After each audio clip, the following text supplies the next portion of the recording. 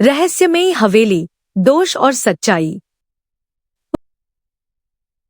पुराने समय की बात है।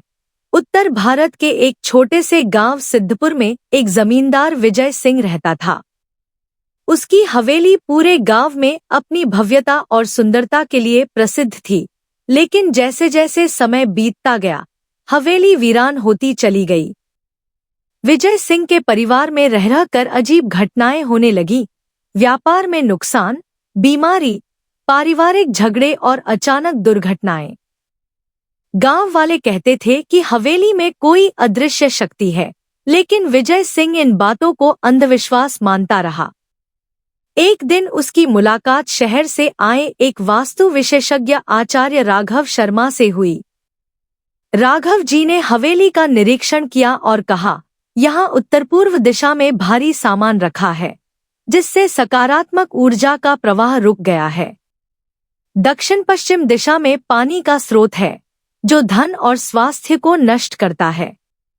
यही कारण है कि यह हवेली अब कष्टों का केंद्र बन गई है। विजय सिंह ने पहले तो मजाक उड़ाया, लेकिन जब आचार्य राघव ने हवेली के अंदर की कुछ घटनाओं को बिना पूछे ही बता दिया, तो वह चौंक गया। उसने निश्चय किया कि वह हवेली का वास्तु ठीक करवाएगा। आचार्य जी की सलाह पर हवेली के उत्तर पूर्व कोने को साफ कर वहां एक तुलसी का पौधा लगाया गया। दक्षिण पश्चिम में बने कुने को बंद कर दिया गया और उस स्थान पर एक छोटी सी मिट्टी की दीवार बना दी गई। मुख्य द्वार पर गणेश जी की प्रतिमा रखी गई, जिससे नकारात्मक ऊर्जा का प्रवेश न हो सके। अगले ही महीने से हवेली का वातावरण बदलने लगा। विजय सिंह की बेटी की शादी तय हो गई, जो कई वर्षों से रुकी हुई थी। व्यापार में भी अचानक लाभ होने लगा। हवेली में फिर से रौनक लौट आई। जो हवेली कभी श्रापित मानी जाती थी, अब वास्तु के चमत्कार से आशीर्वाद बन गई।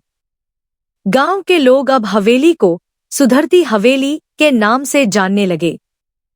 विजय सिंह ने गांव में एक छोटा सा वास्तु केंद्र भी बनवाया, जहां आचार्य राघव जैसे विद्वान ग्रामीणों को वास्तु का ज्ञान देने लगे।